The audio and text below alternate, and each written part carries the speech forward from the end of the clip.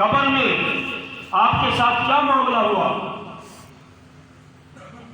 तो सैयदना उमर फारूक रज़ी अल्लाह ने फरमाया कि बेटे, आप जब दफन करके चले गए तो दो फरिश्ते आ गए, और ये हदीस पाक के अंदर है, आपने उलमा से सुना कि फरिश्ते आते हैं जो आकर कब्र में सवाल करते हैं। तो एक फरिश्ते ने मुझसे पूछा, मन रब्बुका, तेरा रब कौन है? तो मैंने उस फरिश्ते को कंधे से पकड़ लिया, कंधे से पकड़ लिया। मैंने कहा, मन रब्बुका, तू बता तेरा रब कौन है? जहां कंधे से पकड़ा तो जो दूसरा फरिश्ता था वो कहने लगा, इसको छोड़ दो, पता ही ये कौन है? सिराज अहलिल जन्ना, ये तो जन्नतियों के चिराग हैं जिससे आप पूछ रहे हैं कि मन रब्बो का, तेरा रब कौन है? बहरहाल सैयदना उमर फारूक रज़ी अल्लाह तआला अन्हु तक़वे के पहाड़ थे। उबई इब्न काब रज़ी अल्लाह तआला अन्हु से पूछने लगे कि उबई, तक़वा किसे कहते हैं? मकसद ये था कि हाज़रीन सबको पता चल जाए। तो उबई इब्न काब रज़ी अल्लाह ने फरमाया कि अमीरुल मोमिनीन, आप कभी खारदार रास्ते से गुजरे हैं जहां कांटे होते हैं, कंडेरी, लेदा, जो कपड़ों को चिमट जाता है, इधर से छुड़ाओ इधर चिमट गया, इधर से छुड़ाओ इधर चिमट गया, ऐसे रास्ते से कभी गुजरे हो?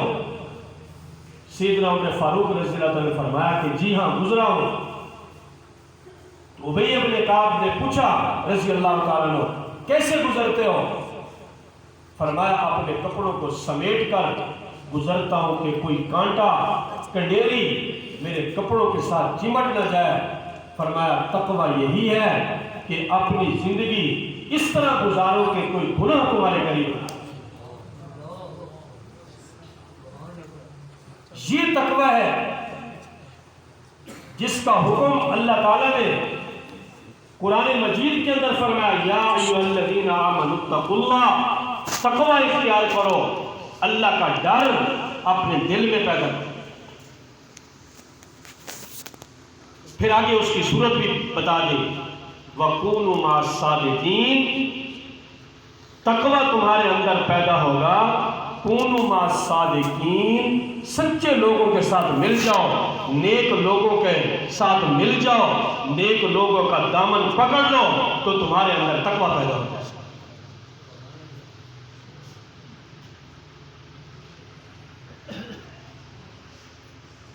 हजरत सुल्तान बहू रहमतुल्लाह अलैह, सब क्या तो रहमतुल्लाह, हम जो देवबंदी है ना, हमारा ताल्लुक अकाबरीन देवबंद के साथ है। हमें लोग ये कहते हैं कि ये पीरों को नहीं मानते, ये हमें एक ताना दिया जाता है, हालांकि ये 100% गलत है।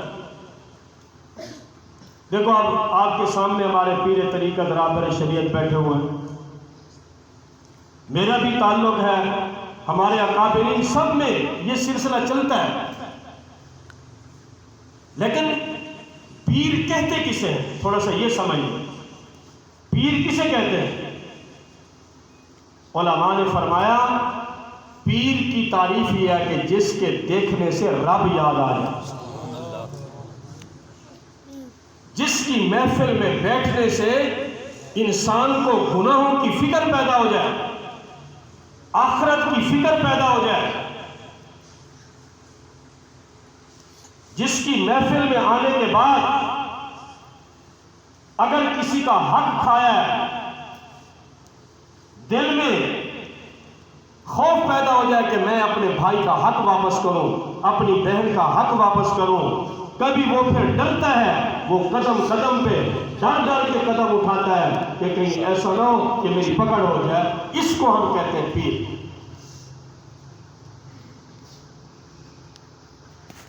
तो सुल्तान बहू रहमतुल्लाह अलैह बहुत बड़े अल्लाह वाले थे,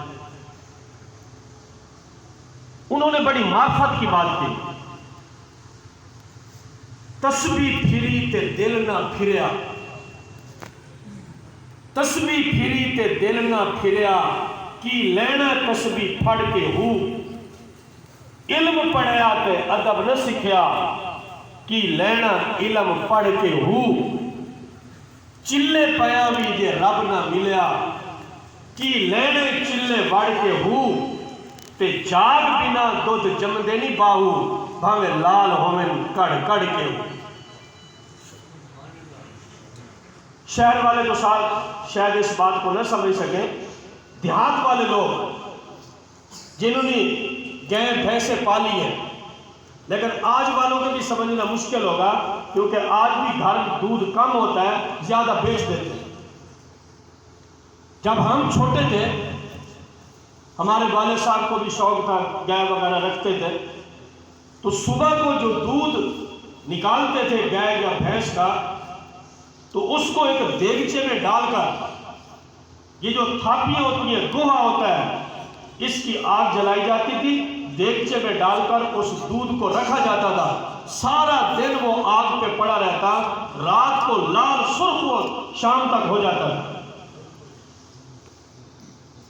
उसके बाद फिर असर को हम भी छोटे छोटे इकट्ठे हो जाते थे, वो अम्मा जी उस देगचे से निकालकर दूसरे बर्तन में डालते थे, हम फिर वो देगचा चाटते थे, उसमें वो मलाई वगैरह लगी हुई होती थी, तो दूध बड़ा लाल सुर्ख हो जाता था।